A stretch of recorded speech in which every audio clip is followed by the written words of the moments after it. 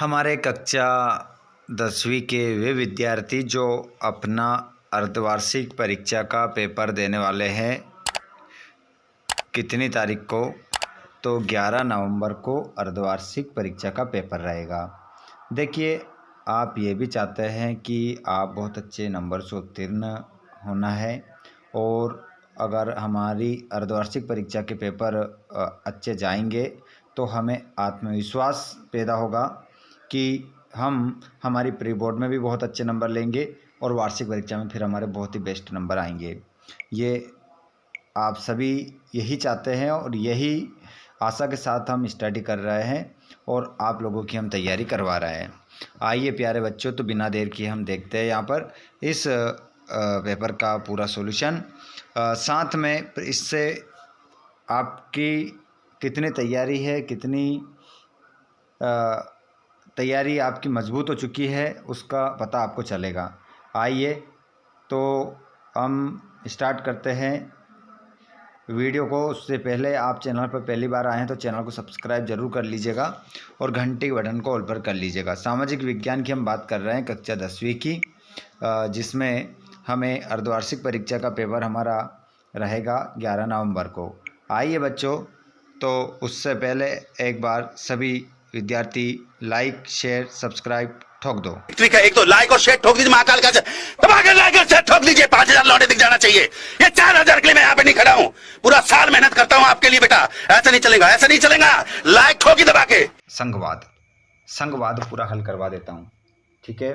संघवाद को हल करेंगे और पूरा क्वेश्चन पेपर इसका देखेंगे। पहला क्वेश्चन आप स्क्रीन पर देखेंगे, क्या कह रहा है, सही विकल्प का चयन करके लिखिए।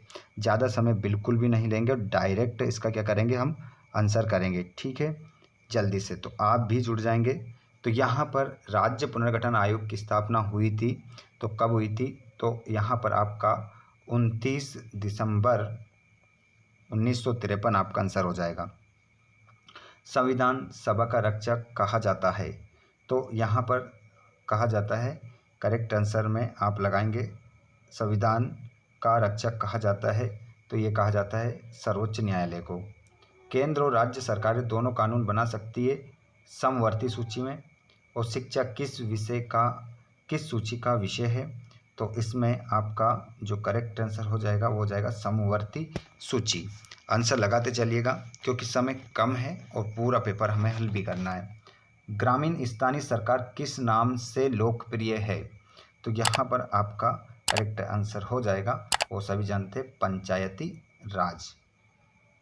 पंचायती राज आपका आंसर हो जाएगा। संघ सूची का विषय नहीं है, तो संघ सूची का जो विषय नहीं है वो कानून व्यवस्था नहीं है। आगे देखेंगे रिक्त स्थान की पूर्ति। भारतीय संविधान ने भारत को राज्यों को घोषित किया है, तो राज्यों का संघ, इस खाली स्थान में क्या लिखेंगे आप, संघ, आपका इसमें आंसर हो जाएगा। भारतीय संविधान में भाषाओं को अनुसूची में रखा गया है, तो यहाँ पर 8वीं आपका अनुसूची में रखा गया है। 73वां संविधान संशोधन आधारित है, तो ये आपका हो जाएगा पंचायती राज। पंचायती इसमें क्या हो जाएगा, राज, पंचायती राज आपका क्या होगा, इसमें आंसर होगा। अगला क्वेश्चन है, नगर निगम का मुखिया होता है, तो नगर निगम का जो मुखिया होता है वो होता है महापौर, या इसे हम मेयर भी कहते हैं। अगला है ग्राम पंचायत का मुखिया होता है, तो इसमें आपका क्या होगा, सरपंच आपका आंसर हो जाएगा। उसके बाद में सत्यापत्ति का चयन करना है। वर्तमान भारत में 28 राज्य व 8 केंद्र शासित प्रदेश है, तो इसका आंसर आप सत्य लगाएंगे। समवर्ती सूची में 97 विषय है, तो ये आपका दूसरा असत्य हो जाएगा क्योंकि उसमें 52 विषय है, ना कि 97। ग्राम पंचायत का मुखिया पंच होता है, तो इसका आंसर भी आपका क्या हो जाएगा, असत्य हो जाएगा क्योंकि सरपंच होता है। संविधान का रक्षक कार्यपालिका है, तो संविधान का रक्षक कार्यपालिका है, तो ये भी आपका आंसर क्या हो जाएगा, असत्य। भारत देश 1950 में स्वतंत्र हुआ, तो ये बात भी आपकी क्या हो जाएगी, असत्य हो जाएगी। और पंचायतों का कामकाज ग्राम सभा का देखरेख में चलता है, तो ये आपकी बात क्या हो जाएगी, सही हो जाएगी। और संविधान के मौलिक प्रावधानों को किसी एक स्तर से सरकार अकेले बदल सकती है? असत्य, नहीं बदल सकती। यहाँ पर जोड़ी मिलाएंगे। संघ सूची, संचार, राज्य सूची, कृषि, समवर्ती सूची, शिक्षा, नगर निगम, महापौर, ग्राम पंचायत, सरपंच।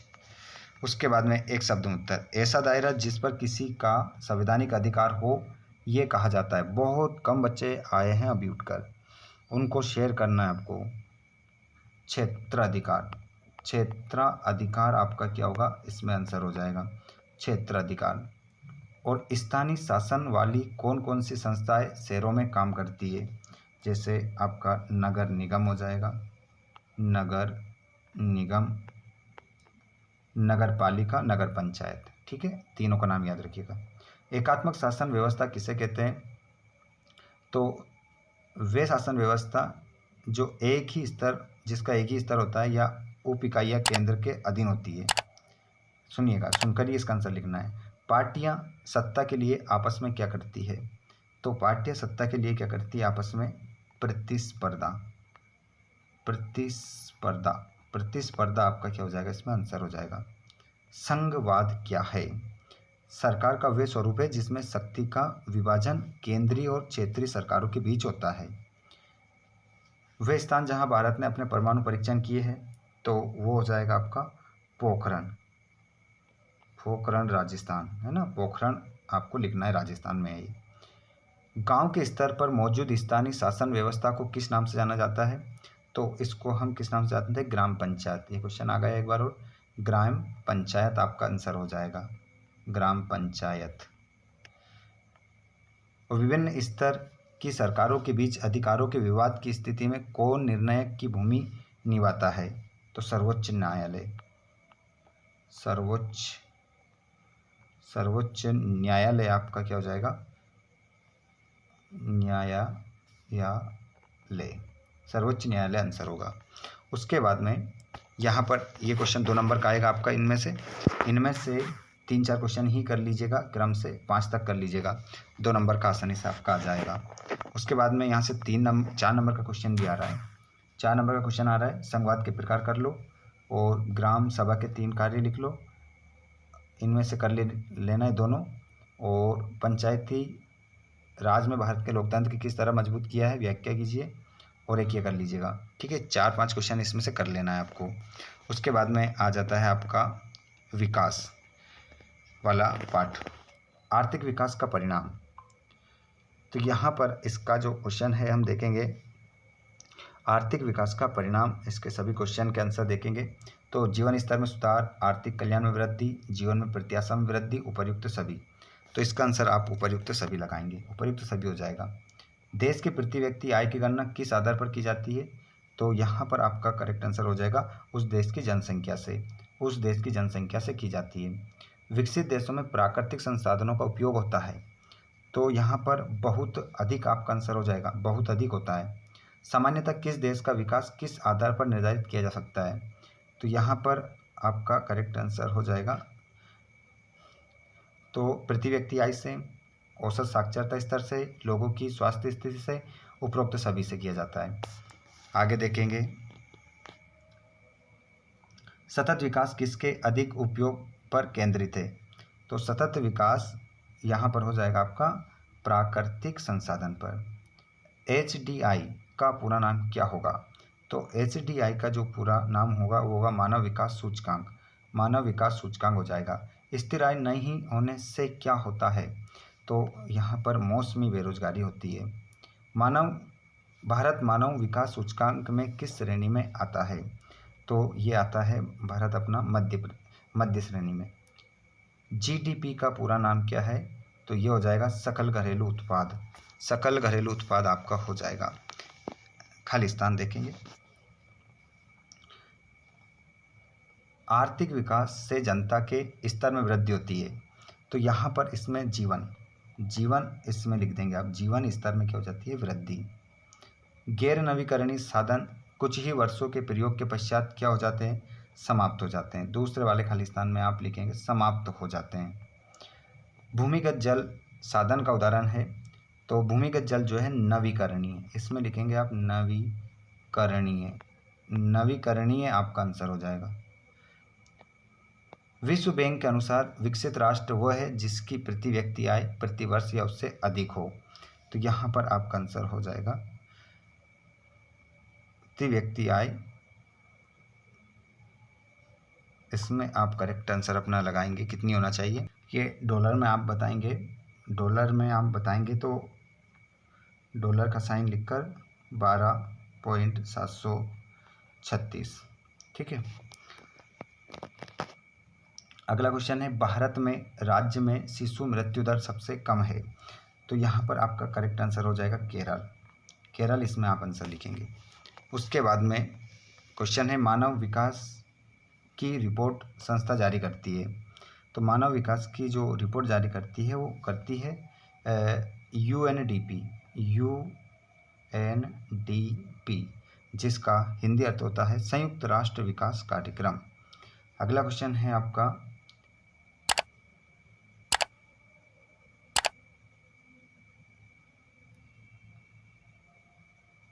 विश्व बैंक के अनुसार वे देश जिनकी प्रति व्यक्ति आय यूएस से प्रति वर्ष या उससे कम है उन्हें निम्न आय वाले देश में रखा जाता है, तो यहाँ पर आपका करेक्ट आंसर हो जाएगा, डॉलर में बताएंगे 1.045 प्रति वर्ष या उससे कम, ठीक है। अगला क्वेश्चन है, भारत में सर्वाधिक साक्षरता वाला राज्य केरल, आपका आंसर इसमें होगा, केरल ही लगाएंगे। और औसत आय को बी कहते हैं, तो औसत आय को प्रति व्यक्ति आय बी कहते हैं। नेक्स्ट क्वेश्चन सत्य असत्य में देखेंगे आप। सत्य असत्य में आपका जो क्वेश्चन रहेगा इसमें आप अपना आंसर लगाएंगे। भूमिहीन ग्रामीण मजदूरों के लिए अधिक दिनों का काम और बेहतर मजदूरी विकास का लक्ष्य है, तो इसमें आपका जो आंसर क्या होगा वो हो जाएगा, पहले क्वेश्चन का आंसर आपका सत्य हो जाएगा। पहला सत्य, औद्योगिकरण तीव्र विकास का दुष्परिणाम है, तो ये आपका सत्य हो जाएगा। और BMI की गणना के लिए व्यक्ति के वजन को उम्र के वर्ग से विभाजित किया जाता है, तो यहाँ पर जो तीसरा हो जाएगा ये भी आपका सत्य ही हो जाएगा।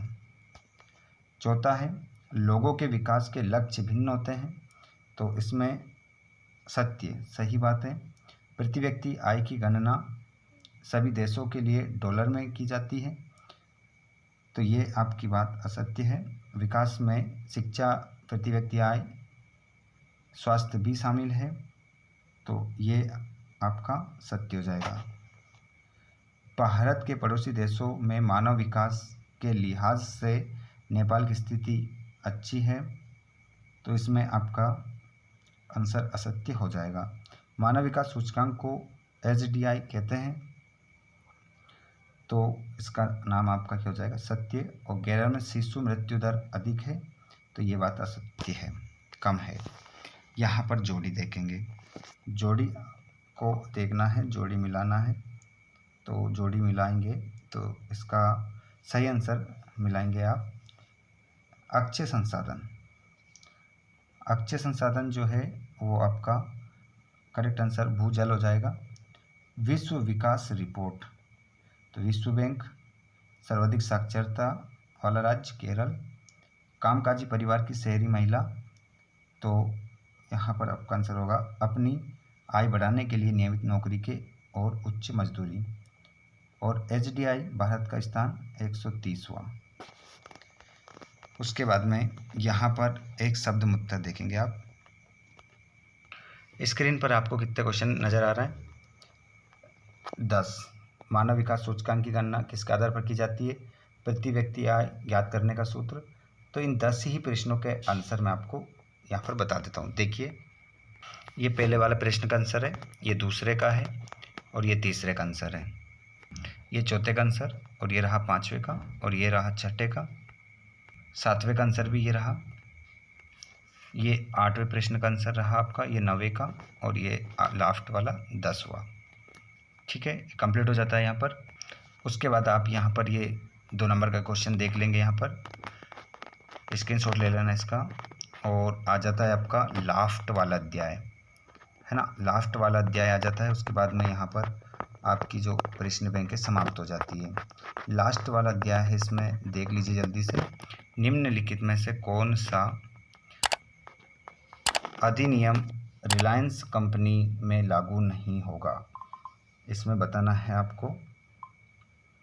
तो निम्नलिखित में से रिलायंस कंपनी में कौन सा नियम लागू नहीं होगा, ये बताना है। तो जल्दी से इनके आंसर कर लेते हैं और यहाँ पर फिनिश करते हैं इसको। और मैं आप लोगों को इनके सभी 2 नंबर के और 3 नंबर के और 4 नंबर के क्वेश्चन भी देने वाला हूँ, है ना। वीडियो नहीं आएगा, डायरेक्ट PDF आएगा और इमेज आएगी जो टेलीग्राम पर आपको मिलेगी, है ना। टेलीग्राम को ज्वाइन कर लेना सभी, और व्हाट्सएप ग्रुप से जुड़ जाइएगा, डिस्क्रिप्शन में लिंक है। तो यहाँ पर पहला क्वेश्चन जो है, इसका आंसर जो होगा वो हो जाएगा राष्ट्रीय ग्रामीण गारंटी योजना। सकल घरेलू उत्पाद का मापन कौन करता है, तो इसका आंसर आपका हो जाएगा केंद्रीय सरकार। सबसे अधिक वृद्धि किस क्षेत्र में होती है, तो यहाँ पर तृतीयक क्षेत्र। जब हम गन्ने का उपयोग कच्चे माल के रूप में करते हैं तो हम बनाते हैं चीनी या गुड़। चीनी या गुड़ आपका आंसर हो जाएगा। तीनों क्षेत्रों के उत्पादों का योगफल कहलाता है, तो इसे कहते हैं सकल घरेलू उत्पाद। ऑब्जेक्टिव क्लियर हो जाते हैं यहाँ पर अब देखेंगे खालिस्तान। इस पार्ट के खालिस्तान देखेंगे आप। बहुत कम विद्यार्थी जुड़े हैं क्लास में, सभी को क्लास मिली नहीं है, नोटिफिकेशन गया नहीं है, एक बार आप शेयर जरूर कर दें। वेतन छुट्टी का प्रावधान संगठित क्षेत्र में होता है, संगठित। मधुमक्खी पालन प्राथमिक क्षेत्र में आता है। खालिस्तान की राष्ट्रीय आय में भूमिका, तो यहाँ पर शिक्षा आएगा इसमें। और सार्वजनिक क्षेत्र के उद्यमों का ध्येय नहीं होता, तो यहाँ पर लाभ कमाना आपका आंसर होगा। लाभ कमाना इसमें आपका आंसर रहेगा। और यहाँ पर खालिस्तान संगठित आ जाएगा इसमें वापस। संगठित क्षेत्र में रोजगार सुरक्षित एवं वेतन नियमित होता है। यहाँ पर सत्य असत्य देखेंगे आप। सत्य असत्य में आप देखेंगे, पहला क्वेश्चन है आपका क्या कह रहा है।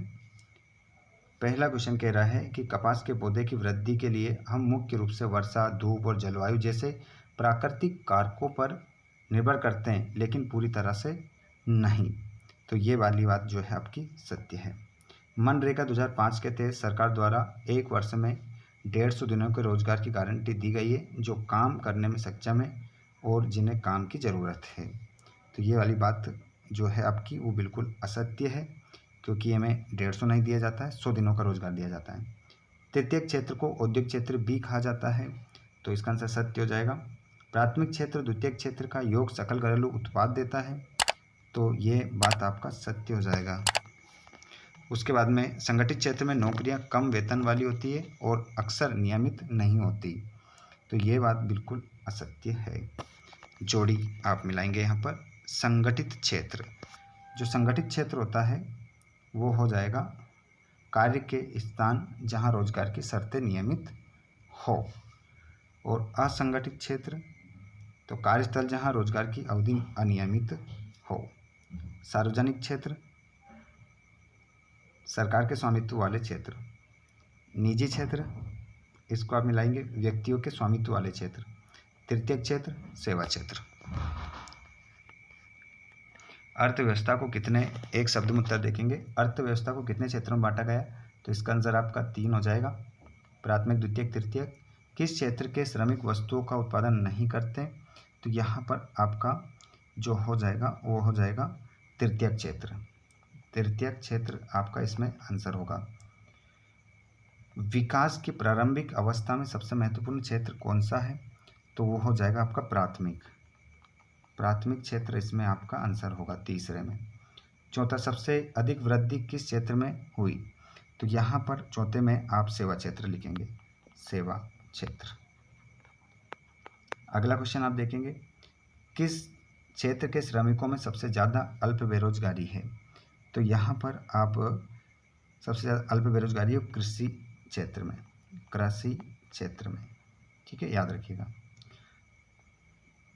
सेवा क्षेत्र उत्पादन में कितने गुना वृद्धि हुई?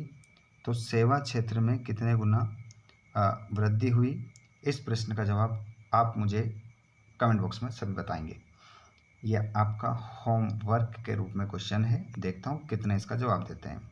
सेवा क्षेत्र उत्पादन में कितने गुना वृद्धि हुई? तो इसका आंसर आप लिखेंगे सेवा क्षेत्र में, इसी प्रश्न का जवाब आपको देना है, ठीक है। यही क्वेश्चन था वो जो आप बताएंगे। और किस बेरोजगारी को छिपी हुई बेरोजगारी भी कहते हैं? तो अल्प बेरोजगारी को अल्प बेरोजगारी को छिपी हुई बेरोजगारी भी कहते हैं। भारत में लाखों शिक्षित व्यक्ति के पास रोजगार के अवसर नहीं है, ऐसी बेरोजगारी को क्या कहते हैं? तो इसे कहते हैं शिक्षित बेरोजगारी। शिक्षित बेरोजगारी कहते हैं, शिक्षित बेरोजगारी आपका आंसर होगा।